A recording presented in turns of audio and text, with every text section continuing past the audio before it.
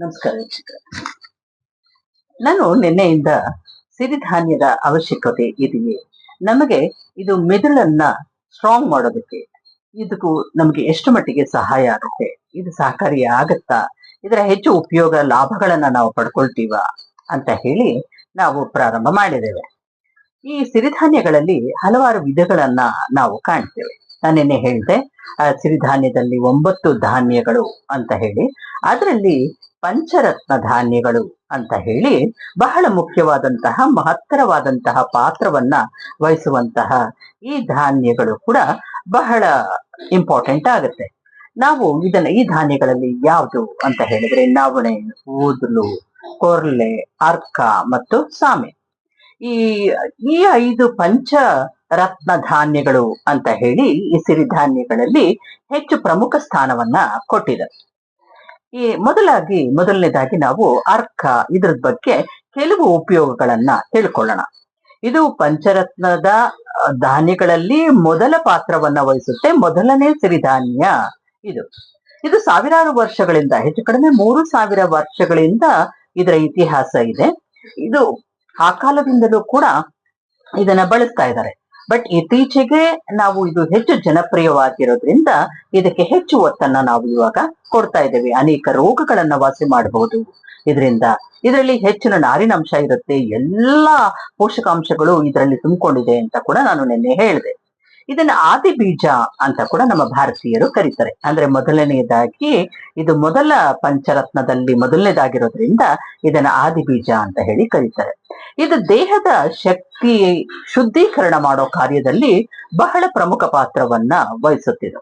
ಅರ್ಕ ಈ ಒಂದು ಬೆಳೆ ಬಹಳಷ್ಟು ಸುಲಭವಾಗಿ ಬೆಳೆಯುವಂತಹ ಬೆಳೆ, ಎಲ್ಲ ಕಡೆಯೂ ಬೆಳೆಯುತ್ತೆ. ಆದ್ರಿಂದ ಈ ಅರ್ಕ ಒಂದು ಧಾನ್ಯಕ್ಕೆ ಮೊದಲನೇ ಒಂದು ಸ್ಥಾನ. ಹಾಗೆ ಎರಡನೇ ಸ್ಥಾನವನ್ನ ಯಾವುದು ಕೊಡಬಹುದು ಅಂತ ಹೇಳಿದ್ರೆ ನವಣೆಗೆ ಕೊಡಬಹುದು ನಾವು. ಇದು ನವತಾರುಣ್ಯವನ್ನ ತರುತ್ತಂತೆ, ನವತಾರುಣ್ಯವನ್ನ ಉಂಟು ಮಾಡುತ್ತಂತೆ ಈ ಒಂದು ನವಣೆ. ಅದರಿಂದ ಇದು ತೆಳು ಹಳದಿ ಬಣ್ಣವನ್ನ ಹೊಂದ್ಕೊಂಡಿದೆ. ಮತ್ತೆ ನಮ್ಮ ದೇಹದ ನರನಾಡಿಗಳನ್ನ ಶುದ್ಧೀಕರಣಗೊಳಿಸುತ್ತಿದೆ. ಹಾಗೆ ನಮ್ಮನ್ನ ಪುನಶ್ಚೇತನವನ್ನಗೊಳಿಸುತ್ತೆ, ತುಂಬಾ ಹುರುಪಿನಿಂದ ಕೆಲಸ ಮಾಡೋ ತರ ಮಾಡುತ್ತೆ, ಮನುಷ್ಯನ ಏಕಾಗ್ರತೆಗೆ ಸಹಾಯ ಮಾಡುತ್ತೆ, ಮರೆವಿನ ರೋಗ ಮತ್ತು ಪಾರ್ಕಿನ್ಸನ್ ಈ ಒಂದು ಕಾಯಿಲೆಗೆ ಇದು ರಾಮಬಾಣವಾಗಿ ಕೆಲಸ ಮಾಡುತ್ತೆ ಅಂತ ಕೂಡ ಇತ್ತೀಚಿನ ಒಂದು ಸಂಶೋಧನೆ ಹೇಳ್ತಾ ಇದೆ. ಇದನ್ನು ಕೂಡ ಪ್ರಾಚೀನ ಕಾಲದಿಂದಲೂ ಕೂಡ ಇದನ್ನ ಬೇಸಾಯ ಮಾಡ್ತಾ ಇದ್ದಾರೆ. ಇದು ಎರಡನೇ ಬೆಳೆ. ಆದ್ರೆ ಇನ್ನ ಮೂರನೇ ಬೆಳೆ ಯಾವ್ದಪ್ಪ ಅಂದ್ರೆ ಮೂರನೇ ಸ್ಥಾನವನ್ನ ಪಡ್ಕೊಂಡಿರುವಂತಹ ಸಿರಿಧಾನ್ಯದ ಬೆಳೆ, ಅದು ಸಾಮೆ ಅಂತ ಹೇಳ್ತೀವಿ. ಇದು ಕೂಡ ನವ ಚೈತನ್ಯವನ್ನ ತರುತ್ತೆ ಅಂತ ಹೇಳಿ ಹೇಳ್ತಿದ್ದಾರೆ. ಈ ಸಾಮೆನ ನಾವು ಲಿಟಲ್ ಮಿಲೆಟ್ ಅಂತ ಕೂಡ ಕರಿತೇವೆ. ಇದು ನೋಡೋದಕ್ಕೆ ತುಂಬಾ ಸಣ್ಣ ಬೀಜಗಳು, ತುಂಬಾ ಸಣ್ಣದಾಗಿ ಕಾಣಿಸುತ್ತೆ. ಈ ಒಂದು ಸಾಮೆ ಹೆಣ್ಣು ಮಕ್ಕಳಿಗೆ ಬಹಳ ಉಪಯೋಗಕಾರಿ ಅಂತ ಹೇಳ್ತಾರೆ. ಮುಟ್ಟಿನ ತೊಂದರೆಯನ್ನ, ಆ ಒಂದು ಸಮಸ್ಯೆಯನ್ನ ಬಗೆಹರಿಸೋದ್ರಲ್ಲಿ ಹೆಚ್ಚು ಪ್ರಮುಖ ಪಾತ್ರವನ್ನ ವಹಿಸುತ್ತೆ.